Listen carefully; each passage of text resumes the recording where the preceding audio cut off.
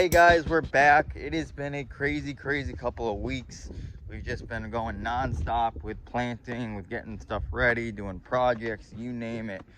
New equipment rolling into the line. Anything from anywhere. So anyways, I just want to give a quick update of what's been going on, what we've been up to, different things we've been doing, cool projects we've been working on, and you name it. One cool thing I want to start with is Mother's Day is a week away. And this is the first year we grew our own 10-inch hanging pots, and these things are beautiful. Like, they're literally gorgeous. I have a sweet spot for like these purple flowers right here. Love the color, don't know why.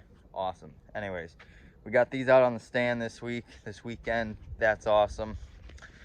Something else I haven't talked about, we got a new truck. Ford. I don't drive Fords ever, but it's the best $1,000 I ever spent. So, new farm truck, good deal. We've been doing a lot of work with this thing already, and it's saved our butts many a time. So, I can't complain with that. One other thing, which you've probably seen sneak peeks about, and I'm going to do a whole separate video on at some point, is we finally decided and bit the bullet and had the opportunity to do a major investment and upgrade for this farm, for this business, for the longevity of Bardwell Farm. And what's that? Well, I'll give you a sneak peek.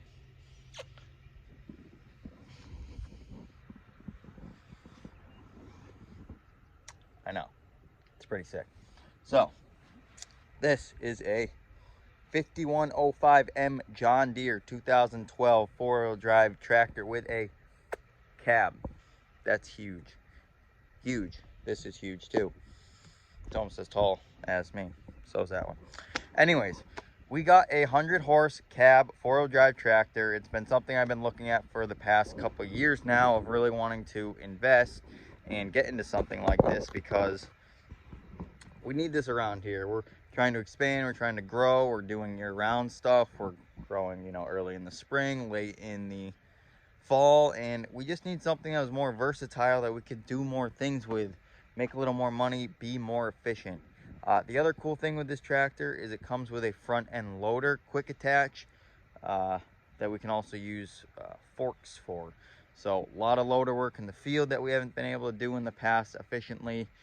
Being able to load pallets on and off trucks, into the pack house, taking fertilizer, you name it, off something, onto something, moving whatever around, this thing's gonna do it. It also has double the horsepower as the other tractor we had that was doing much of our main tillage, so that's cool.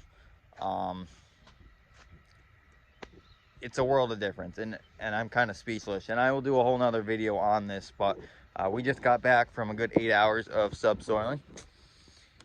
Now we're ripping 2 shanks instead of 1, which is pretty cool. Fortunate there's people around town that have bigger equipment, and they're not using it all the time, so really fortunate to be able to grab this and test them out. And we're getting this compaction we're breaking up the compaction better in the soil with this. We're covering more acres per hour with this new tractor. So I will go in depth about that John Deere, why it's so beneficial to our farm, why it was such a good fit, and why we did it for Bardwell Farm. And like I said, everything's different, every farm is different, so this tractor might not work for you, but it worked for us. So that's that. On more Debbie Downer news, all our pansies got hit with aphids, and now they're sitting way out there, hoping that the beneficials are going to eat them, and so they don't attack our nice hangers here. So there's a few $100 down the drain, but you live and you learn. How did we get aphids? Great question. Well, aphids like really warm weather, warm, humid environments, and the best place for those is in high tunnels, unfortunately. So we kind of had a live and learn lesson. I had no clue that, aphids sitting on arugula or Swiss chard would, jump over to the pansies sitting outside the greenhouse, but it happens, shit happens, and that's life. So, maybe they'll make it, maybe they won't. If not, we'll have some awesome hangers to sell as well. But what else has been going on here this week? Well, we tried out the Yeah, that. We tried out the Chechi and Magley transplanter for the first time. The thing is immaculate. That's another thing I'm going to do a quick video on. We already did some videos of it in operation, but I really want to break it down bit by bit, what it does, how it works, and what it does to make our lives so much more efficient. And when I say so much more efficient, you're talking planting by hand previously, plant by plant. Well, this does it for you. It does almost everything for you. A monkey could sit on it and put the plants in the carousel that drops it. But anyways, it's amazing. It's amazing. So we'll do a quick video on the Chechi and Magley. It's a Unitrium 45 transplanter. And we're planting things like broccoli, lettuce, cauliflower, cabbage, you know, any kind of crop like that. We're going to try leeks and that kind of stuff, onions as well. So we're excited to keep trying with that, keep working with it, getting the kinks worked out, but it's been a world of difference. So this last week was a really mad dash to go from winter production in the high tunnels to summer production. And it was quite crazy. I think Monday we worked till about 8 o'clock at night, and we started about 11 in the morning. It was kind of crazy. But we had to rip out all the old beddings in both tunnels, any weeds that were there, bring in fertilizer for the beds, bring in potting soil. We actually use potting soil to help build the organic matter in the soil, and it helps mitigate salt buildup from like compost and stuff, but also can increase your organic matter in the soil. So that was a lot of work, breaking up bales, getting them spread out, getting the fertilizer out, and then incorporating that all. But we got it done, and then we let the tunnel sit for about 4 to 5 days for stuff to kind of break up, decompose, get neutralized in the soil, and then we planted. And Friday and Saturday we hammered in high tunnel peppers, which you can see in this tunnel right here. And then in the next one I'll show you quick, we hammered in our high tunnel tomatoes. So it's kind of been crazy. There's been a million things going on, like I said, but it's been really gratifying. We got a good solid main crew, and we've been working steady at getting things done, and you know, really feel accomplished that we are getting it done. And then we have this fun stuff. Who knows what that's gonna do? But which brings up another subject. It's been crazy weather. We've had thunderstorms, lightning. I've been woken up twice in the past week just with loud crashing boomers in April. It's May 1st today, but you know, that's kind of been crazy. The wind has been insane.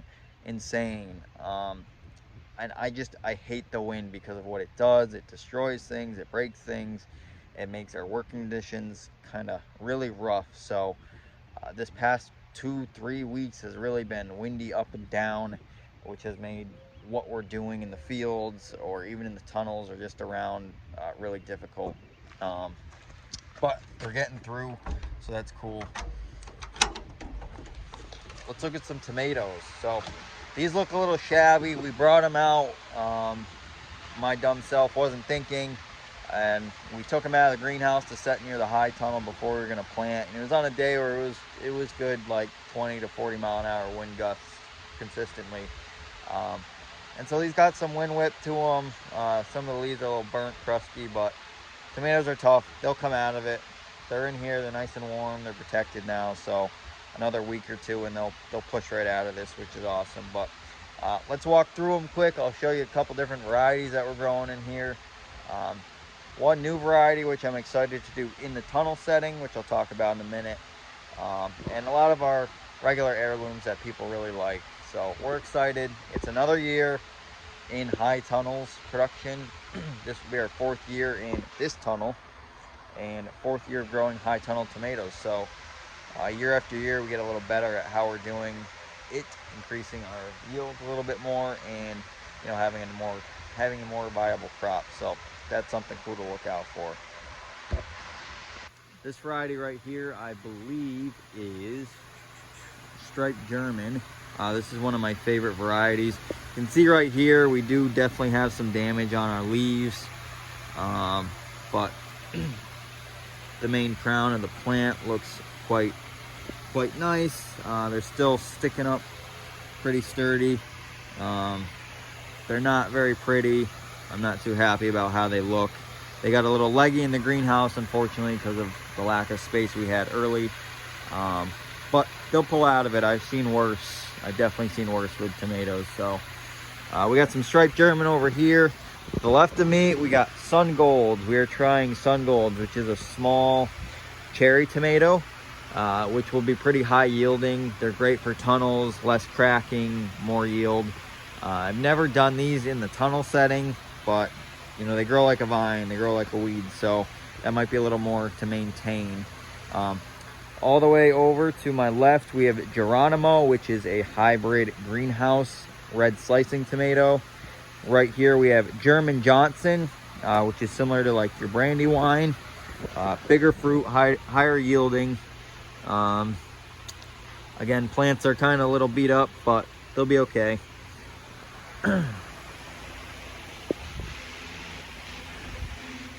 Here we got a half row of green zebra, and here are your Brandywines. Eek. But like I said, they'll pull out. And then our last one, there goes the wind again. Our last one is purple Cherokee. These are nice high yielding, smaller but tasty fruit. On the outside beds, we're gonna do basil to complement our tomatoes in here, and those will be ready to plant in probably a couple weeks. So believe it or not, half these beds in here were covered with Swiss chard just on Monday, and we've completely transformed them, and it looks great in here. Got the water in here going. We got some nice saturated soil, which is great for these puppies to survive. Our fans are running to help circulate, and we're gonna hope for some not so cold nights so we don't have to break the remay out quite yet and get it done. But we're in here. Ooh, that door's gonna slam. That's just a few of the cool new tools that have showed up on the farm, some of the projects we've been working on, things in the field.